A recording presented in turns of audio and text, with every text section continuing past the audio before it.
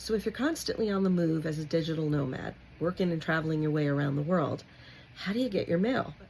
It's a question I've been asked a few times, and it is important to have a plan for this because just because you're traveling, it doesn't mean you're not going to have bills to open, letters from the government about your taxes, important things that you're going to need to get your hands on or at least be able to see. So for my day-to-day mail, I use a global mail forwarding service. Basically, I have a P.O. box in the United States that the company owns, and when my mail gets there, based on what I ask them to do, they'll either forward the mail to me physically to wherever I am in the world, or they'll open it, scan it, and send me a digital copy. They'll forward packages to you too, but it can get a little expensive. And so sometimes you have to weigh out whether it's something that you can have shipped directly to where you are, or whether it's something that, will only ship to the United States that you then have to have forwarded through a service.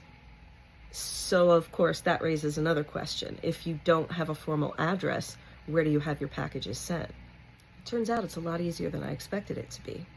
Basically what you do is you walk down to your local post office, let them know that you're going to be staying in the area, and ask them if they'll hold your mail for you. Most of them around here are pretty willing to do that.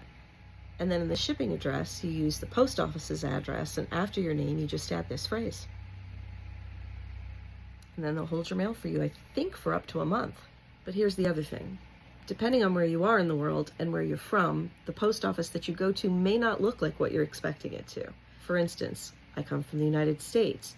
We physically go to an office where that's all they do is handle mail. But where I am right now is a tiny little coastal town called Oban in Scotland. And their post office actually doubles as a liquor store, convenience store, and a coffee shop.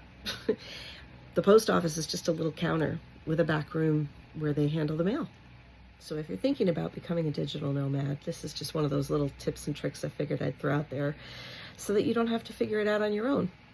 Anyway, happy travels.